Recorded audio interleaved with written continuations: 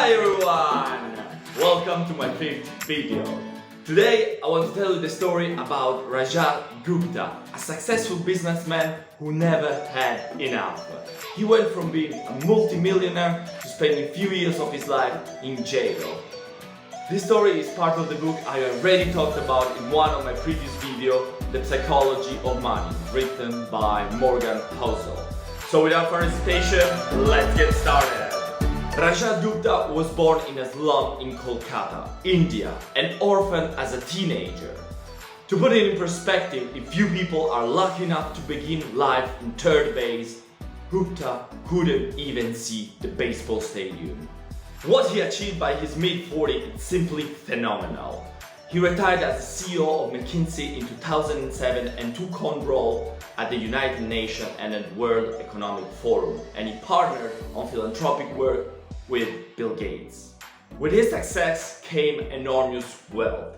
By 2008, Gupta was worth over 100 million. But what he wanted more than everything wasn't to be a mere centimillionaire, but to be a billionaire. Gupta sat on the board of directors of Goldman Sachs, one of the biggest investment banks in the world. And here is where the troubles for him began. In 2008, Goldman Sachs was going through troubles due to the financial crisis. Warren Buffett planned to invest $5 billion in the bank to help it survive. Since Gupta was on the Goldman board, he learned about the transaction before the public. What he did was to immediately call a hedge fund manager he knew to tell him about the deal, who was announced a few hours later. The hedge fund manager immediately bought several thousand shares of Goldman Sachs. Goldman stocks surged after the announcement, and for the prosecutor of the CES was an easy case and accused Gupta for insider trading, which led to a 17 million in profits. Gupta and the hedge fund manager went both to prison for insider trading. Their career and reputation was ruined. Now, the interesting question we should ask them is, why would someone worth hundreds of millions of dollars be so desperate for more money to risk everything? They had everything: wealth, prestige, power, freedom. But one thing they didn't have: the sense of enough. They were not capable of stopping, and their eagerness for more brought them to take unnecessary risks, which ultimately ruined them.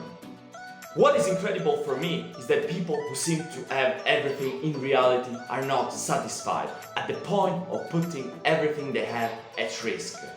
What we can learn from their mistakes is that we need to have a sense of enough. The rhetorical question I have in mind is it really worth to risk everything for something you don't have and don't need? It's crazy to think how much wealthy people can be desperate for more to reducing themselves, ending up in jail. How the desire for generating more wealth and generating envy among their peers can lead to such a situation. To conclude, my takeaway from this story is that in life it's fundamental at any level to have a sense of enough, to balance and enjoy life. Having enough is not conservatism, it's realizing that a constant desire for more will push you to the point of regret. Having clear in mind the invaluable things of life, like reputation, freedom, independence, love, family and friends, is your best shot to know when it's time to stop and knowing you had enough. I hope you've enjoyed the video and got out some interesting insights and takeaway. Let me know what you think about having enough in the comments below, and if having a sense of enough in life is important. Put a big thumb up if you like the video and subscribe to the channel. I will come out each week with a new video on some interesting and stimulating topics. See you next week!